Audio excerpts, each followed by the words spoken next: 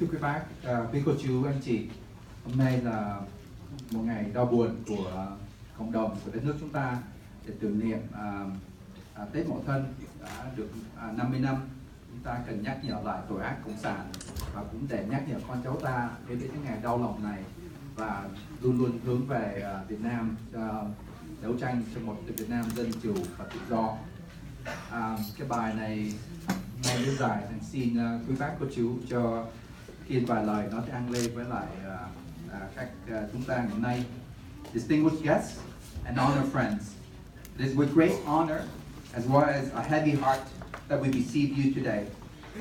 On behalf of the Vietnamese Canadian community and the organizing team, we would like to express our deepest gratitude for your presence here today at the commemoration of what is infamously known as the 1968 Tet Offensive Massacre. Why do we commemorate such an event, 50 years old, which occurred halfway across the globe on the other side of the Pacific Ocean, in Vietnam, in the Far East Asia, some 50 years ago? Why now? Why now, in Canada especially? What is the Canadian perspective? What is the Canadian relevance of this tragedy? We could ask similar questions regarding other events. Why do we learn and continue to remind ourselves of the Holocaust, a 75 years old atrocity on the other side of Canada in Western Europe? We continue to commemorate these atrocities, these tragedies, so they will not reoccur in the history of men and women ever again. After 75 years, Germany has learned from its past, progressed forward, and become a great democratic, responsible nation. After 50 years, the current Vietnamese Communist Party and totalitarian regime still speak of this 1968 atrocity as an honorable victory for democracy. The historical truth is the Tet Offensive Massacre remains one of the worst, the top 100 atrocities committed in this past century. This is our Vietnamese Holocaust. In the Vietnamese and many Asian culture, Tet Lunar New Year is an important cultural celebration time. In wartime of 1968, a 3-day ceasefire was called and troops were temporarily disbanded and soldiers were sent home to their families. The North Vietnamese communists, speaking the same language and bearing the same cultural cloth and history, so people thought.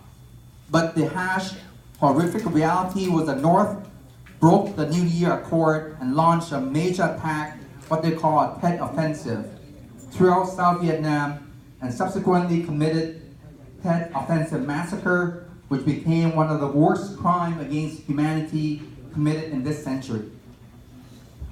In this offensive in 1968, Ho Chi Minh and the North met to terrorize and demoralize the spirit of the people of South Vietnam. The North were not fighting soldiers on the battlefields.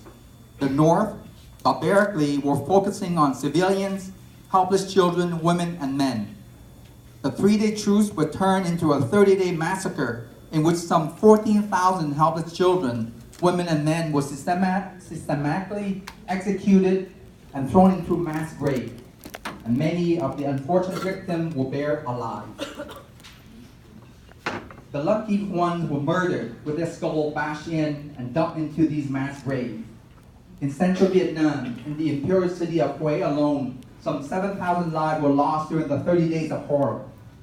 In the end, the South was again able to regain and reclaim the captured cities and land, and continue to valiantly fight off the barbaric communist North for another 7 years. In the end, however, the North were continuously fed with arms and supply from two giant communist neighbors to the North, namely Russia and China, while the South were fighting a losing battle with dwindling support from temperamental allies, being the US, France, and England. Far across the Pacific and Atlantic Oceans, the Allies started this war in 1954 when they divided Vietnam into North and South. In 1954, but abandoned their war game by 1972, leaving the South drained, broken, and finally executed in 1975. The end result is what the world saw, with some 2 million Vietnamese boat people uprooting and severing ties from their family and their ancestral homeland, facing almost certain death in small leaky boats, braving the turbulent high seas and facing heartless pirates from the late 1970s to early 1980s. Some estimated 500,000 Vietnamese were lost in the sea and in crowded, inhumane camps across Asia. The Vietnamese tragedy is not yet over. In 1975, economically, Vietnam was ahead of Korea, Malaya, and Singapore, and was given the distinction of being the Pearl of the Orient. Today, Vietnam remains one of the poorest, most corrupted countries in the world. Generations of time behind other Asian nations, with wave after wave of children and youth lost without education and future. The Communist Party wants the general mass, the young and old, to live in suppressed, in ignorance and in fear, simply in complete control. The way of the Communist Party anywhere is to maintain their grip on power and wealth, and control the mass through oppression and persecution. The Vietnamese communists were the victors, liberating the country from the evil Americans and the West, but remain today especially corrupted and brutal. Today, there are no basic human rights, no freedom of speech or religion. As recent as a few months ago, and just one small example among thousands, a dissident from a religious group, Now, was incarcerated. His neck was slit from ear to ear. The government claimed the man committed suicide. The current corrupted communist totalitarian government continues to siphon and drain the country, to sell ancestral land and seas to foreign power, and to send their families and friends across the seas to America, Canada, and Europe, not to learn the democratic ways in order to improve their Vietnam, but only to abandon the old corrupted land and to bring their dirty wealth to new guilt-free beginnings elsewhere.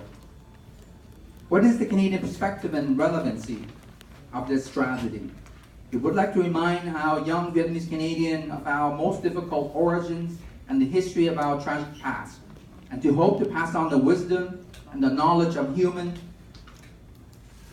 weaknesses and atrocity committed across the globe in time and in space. We live in a global village where our actions affect one another, and we are responsible for the future of the whole human race. We as Canadians will have business dealing with our global traders and partners, and we need to uphold our Canadian values of freedom, justice, and democracies. More specifically, as Vietnamese Canadian, we once braved the horrific sea because of these exact values, and we should never forget the privileges and abandon the responsibility for which our parents, grandparents, and families have sacrificed. Thank you so much for being here.